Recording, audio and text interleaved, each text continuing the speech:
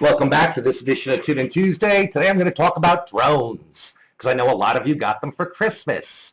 I first got turned on to these about 2 years ago by NRBA director Dave Gazzetta because he got one and he kept sending me the coolest pictures and videos he was taking with this drone, and it's really outrageous what you can do with them.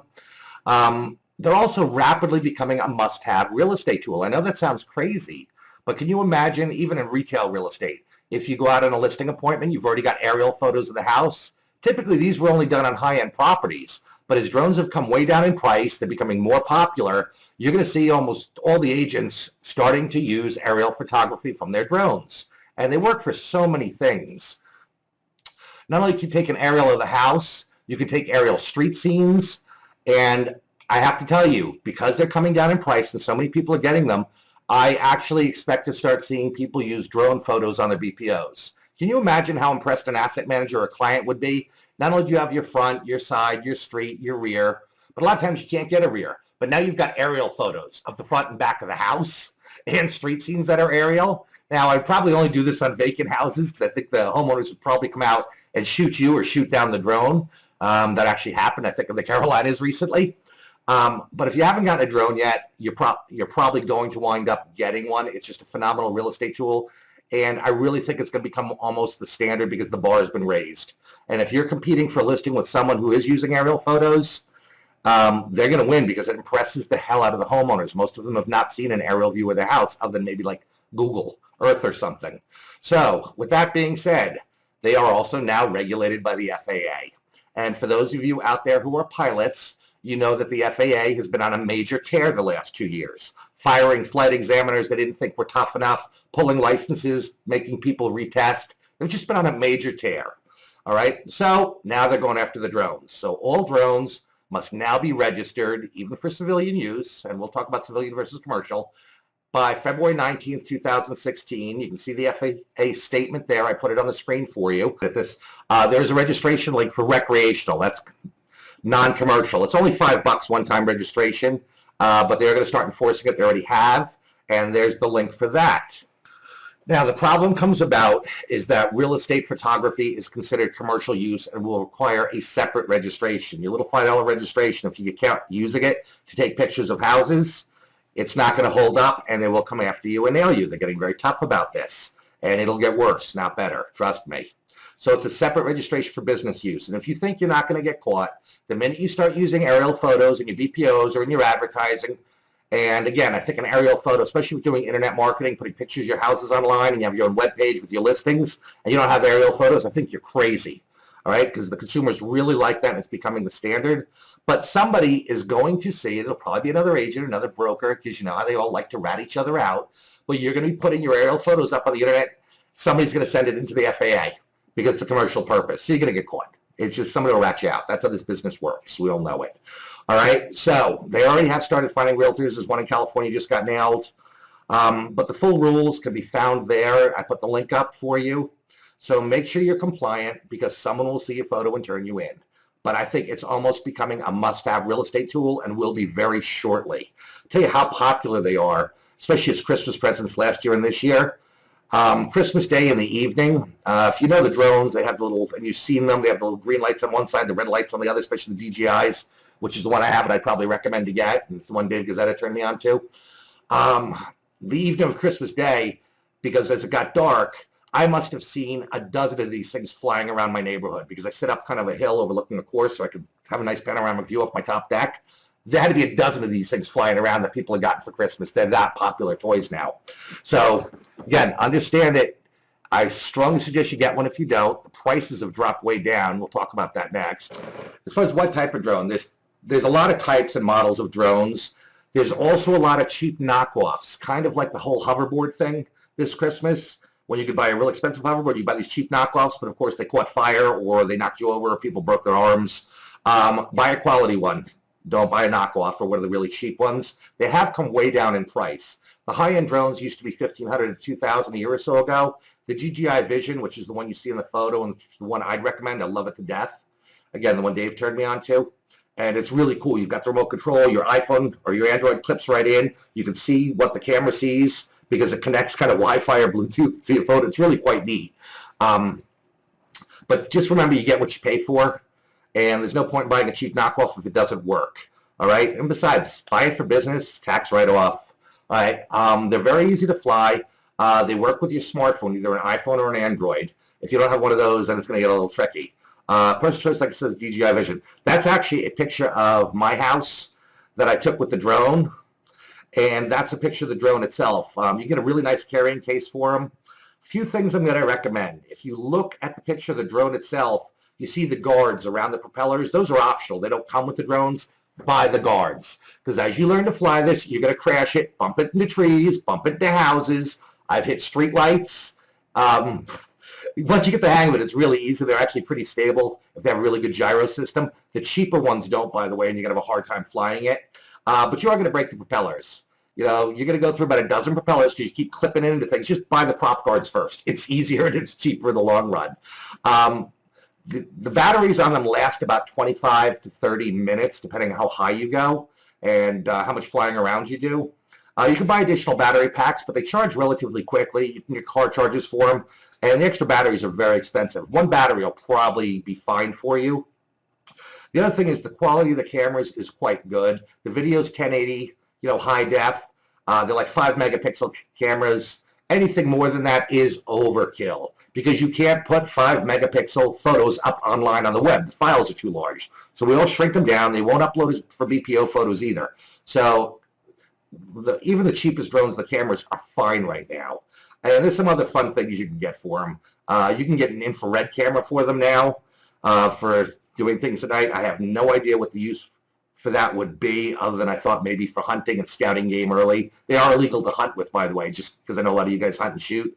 So you can't hunt with them, but there's no law saying you can't scout before the season with them and see where the animals are bedded down. But that's just a side note. The DJI right there, you can probably pick up for about $800 right now if you look online and shop for them. Again, just becoming a must-have tool. What I want to remind you of is make sure you register it, make sure you understand the rules on it, because the minute you start posting aerial photos, somebody will turn you in. All right? So I know a lot of you got them for Christmas, had a few calls on them, and I know Dave did too. They're a lot of fun, great real estate tool, aerial photos. Not only just that, I got to remind you of this. Aerials of the street scenes, both directions, takes 2 seconds to spin the drone and hit the snap button on the camera. Totally cool, and it would seriously impress the hell out of me if I was an asset manager, somebody looking at your BPO. All right, thanks. Hey guys, today I'm going to talk to you about drones. I got my little buddy here, Pixie. She's going to help us with this video. Mike asked me to tell you a little bit about my experience owning a drone, and it's been a very good one. I have a DJI Phantom 2. I think they're up to the Phantom 3 now. First piece of advice I can tell you is get a carrying case. There's a lot of components and it keeps them all together. The drone, the battery, the charger, remote, it's all in here. Plus, when you're taking your drone to a remote location, like a listing, you want to have it all in one place, and that is accomplished with this case. So I got this case online for I think about $50 on Amazon, and you can see everything fits nice in here. I'm going to give you a different view, and I'm going to go over these components now. For this portion of the video, I have 2 helpers. I have my son Chaz and my daughter Amelia, both home from school, both very helpful in the production. And of course, the cats and the dog. Anyway, welcome to my world and welcome to Drone 101. We're going to go through the components of the drone, what comes with a drone, and some more recommendations of what I think you should add on. We talked about the case, the importance of a case, keeping it safe, protected, dust-free, easy to cart around. I also recommend prop covers. Mike uses them. I don't. I live on the edge. Last thing I would recommend would be an extra battery, because you never know when you're that close to your money shot and you run out of power. We all know how that goes. And what comes with the drone is a charger, extra landing gear, which I've been fortunate enough not to have to use, and the world's easiest to use remote control. Simple, guys. 2 joysticks. I even wrote myself some cheat sheet symbols here with a Sharpie. What is that? Up, down, rotate left, rotate right, move left, move right. Easiest remote ever. Also on this remote, you have this clip, which is for your smartphone. So when you're using the remote, you're actually seeing what the drone sees. And on here, you can actually operate the camera, which is pretty intense. I'm going to go through that in just 1 second. So that's your remote. And then last but not least is the drone. Like I said, we got the drone DJI Phantom 2. This drone comes with a camera, which was the feature that I was most interested in. I know that a lot of the drones come with a bracket there that you can put a GoPro phone on, a GoPro camera on, or whatever. I also recommend putting your phone number on the drone somewhere. See, I put here just reward and my phone number. So in the event that me and my drone get separated, hopefully this will help us get back together. I want to show you this. These are the, this is how the prop guard works. You just take off the prop, you put this in, and that protects your prop from if you bump into a tree or a house or God forbid anything else. Luckily, I haven't had to use those, but yeah, this drone is just the easiest thing to work. You press this on, you hold it, and now you're on. Okay, so for it to connect with the satellites and your remote, you turn on your remote, you turn on your handheld here, and then you spin 3 times this way. We're inside, so it may not pick up the satellites and the remote control. And then you spin it 3 times this way. 2, 3. Now, if I was outside, everything would calibrate. These 2 blinking lights would then go to red, and then these back 2 would blink green. Then you know you're ready and you're connected and you're tied into your satellites. So the next portion will be actually using the drone outside. And if at any time you have any questions about this type of drone that I have, you feel free to contact me through the NRBA website. Take care. Okay, so here is the remote, how it looks when you have your smartphone attached. You got the controls for the drone here and everything for the camera there. Everything the camera sees comes up on here. You can pan, tilt, shows you altitude. So I'm gonna launch the drone and then we'll come back, see what the drone's looking at. And I'm also gonna video what I'm doing now also.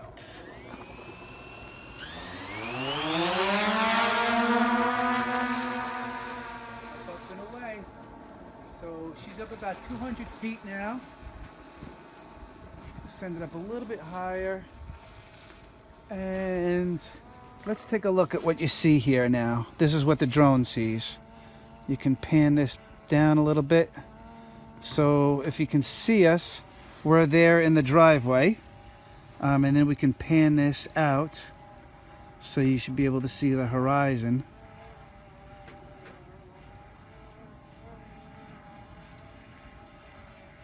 And there you go. And then we're gonna rotate so you can see everything.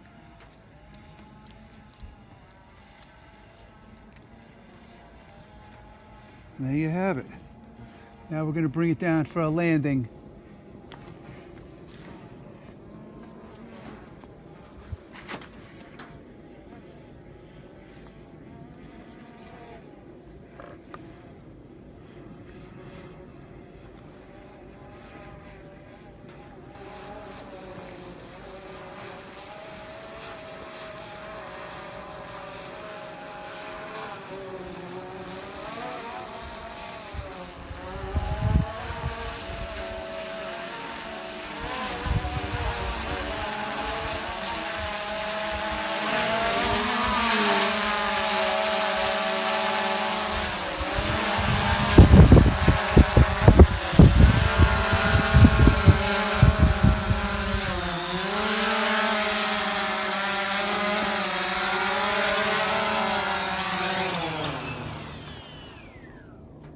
And there you have it.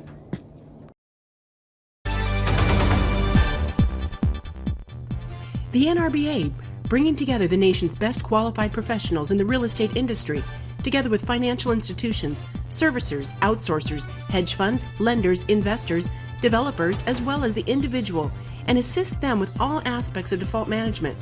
Learn more at nrba.com.